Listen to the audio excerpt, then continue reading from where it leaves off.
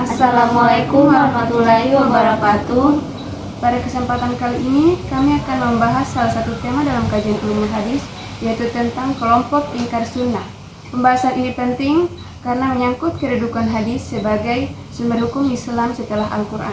Adapun tujuan video ini adalah untuk memahami pengertian ingkar sunnah, sejarah perkembangannya, pandangan para penganutnya, serta bagaimana para ulama hadis memberikan tanggapan terhadap pemikiran tersebut.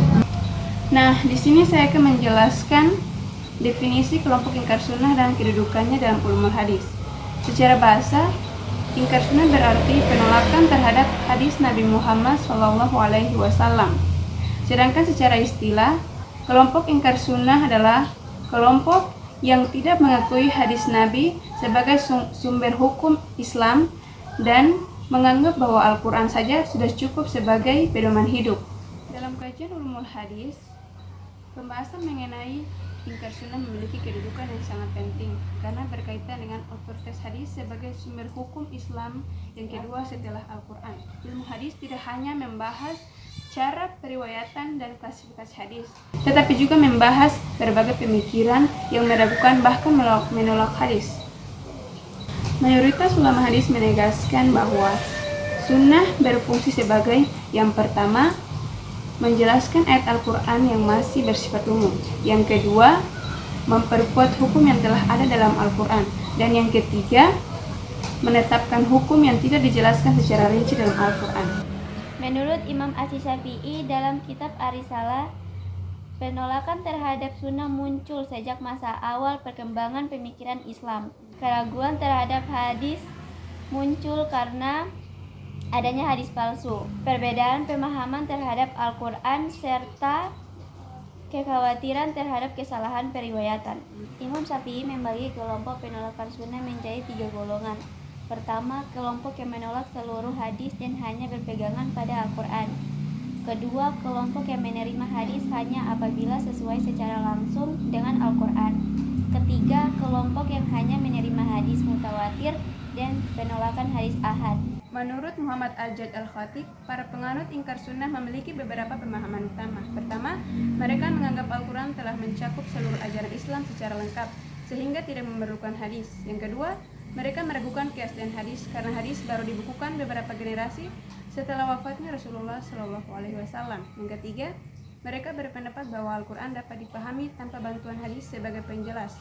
Dan yang keempat, mereka menganggap tugas Nabi Muhammad SAW hanya menyampaikan wahyu. Pendapat ulama hadis. Mayoritas ulama hadis Imam Asy-Syafi'i, sunnah merupakan sumber hukum yang wajib diikuti oleh seluruh umat Islam. Hal ini didasarkan pada banyak ayat Al-Quran yang memerintahkan umat Islam untuk menaati Rasulullah. Salah satu ayatnya yaitu yang tercantum dalam Quran surah An-Nisa ayat 59 yang berbunyi, Ya ayyuhallazina amanu ati'ullaha wa ati'ur rasul wa ulil amri minkum fa in tanaja'tum fi syai'in farudduhu ilallahi war rasul in kuntum tu'minuna billahi wal yawmil akhir zalika khairun wa ahsanu ta'wila. Yang artinya, wahai orang-orang yang beriman, taatilah Allah dan taatilah Rasul Muhammad SAW dan ulil amri, pemegang kekuasaan di antara kamu.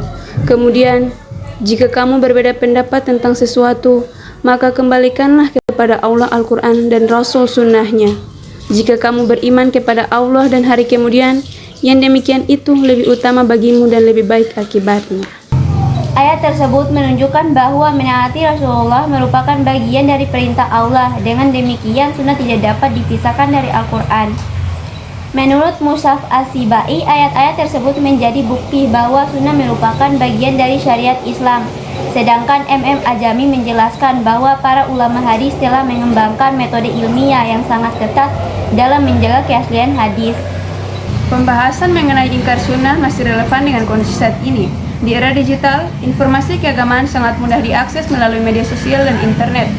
Tidak sedikit muncul pendapat yang hanya berpegang pada Al-Quran dan meragukan keaslian hadis tanpa memahami ilmu hadis secara mendalam. Hal ini dapat menimbulkan kesalahpahaman dalam memahami syariat Islam.